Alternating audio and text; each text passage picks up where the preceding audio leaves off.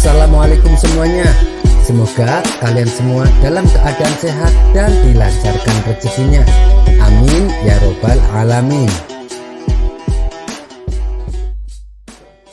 Suatu hari Abu Nawas pergi ke hutan untuk mencari kayu bakar. Di sela-sela kesibukannya menebang kayu, ia dikejutkan oleh kehadiran seekor tupai.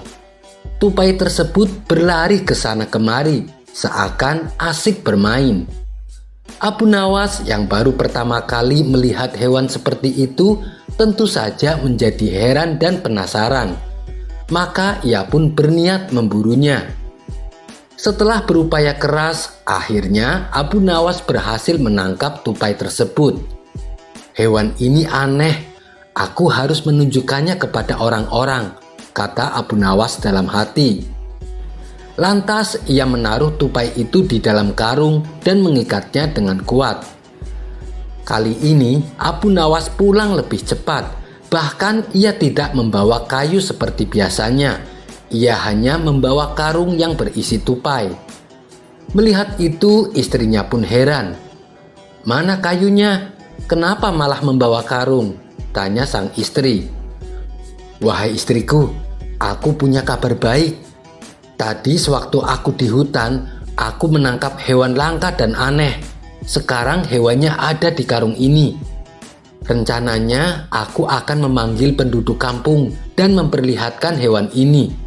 Semoga mereka mengenalinya, lalu aku akan menjualnya dengan harga tinggi," balas Abu Nawas. Ucapan Abu Nawas membuat sang istri penasaran dan ingin membuka karungnya. "Jangan dibuka, nanti dia bisa kabur," sergah Abu Nawas. Selanjutnya Abu Nawas berpesan kepada istrinya, "Aku akan pergi memanggil orang-orang datang kemari. Awas, jangan sampai dibuka karungnya." Setelah Abu Nawas pergi, sang istri sangat penasaran ingin mengetahui hewan apa yang di dalam karung. "Aku akan melihatnya sebentar, lagian suamiku juga tidak akan tahu," kata istrinya dalam hati.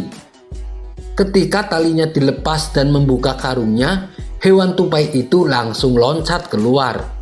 Hanya dengan sekejap mata, tupai itu lari keluar rumah. Istri Abu Nawas pun bingung, apa yang harus dia perbuat. Seandainya Abu Nawas tahu, pasti dia akan kena marah.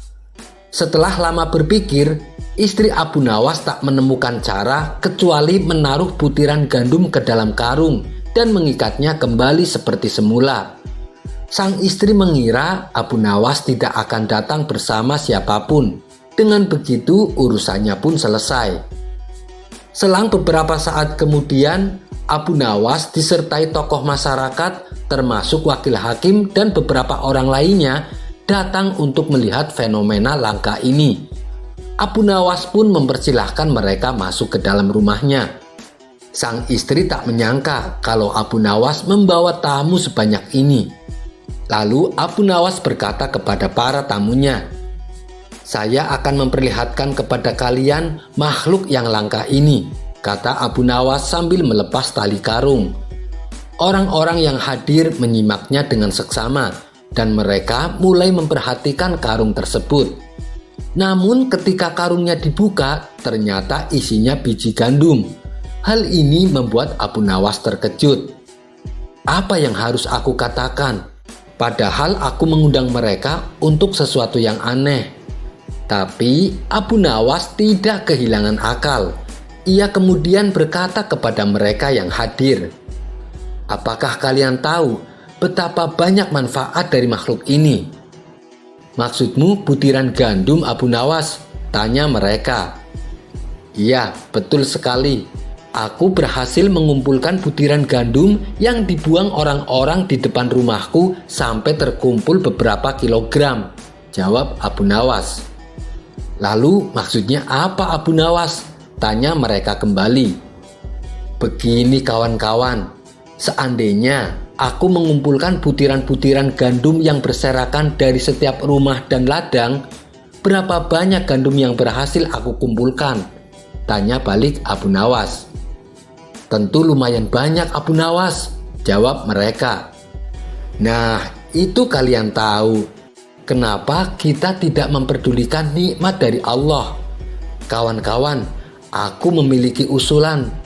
Bagaimana kalau orang-orang yang membuang biji gandum supaya didenda?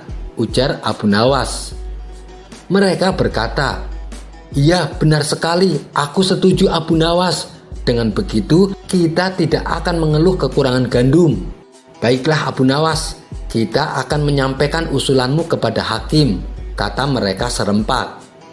Akhirnya Abu Nawas merasa lega. Ia berhasil lolos dari rasa malu. Tapi ia masih bingung. Bagaimana mungkin seekor hewan bisa berubah jadi biji gandum? Di hari berikutnya, seperti biasa, Abu Nawas pergi mencari kayu di hutan. Di sana ia kembali melihat seekor tupai sedang berlari. "Dasar binatang hantu, bagaimana kau bisa menjelma menjadi gandum?" kata Abu Nawas dengan kesal.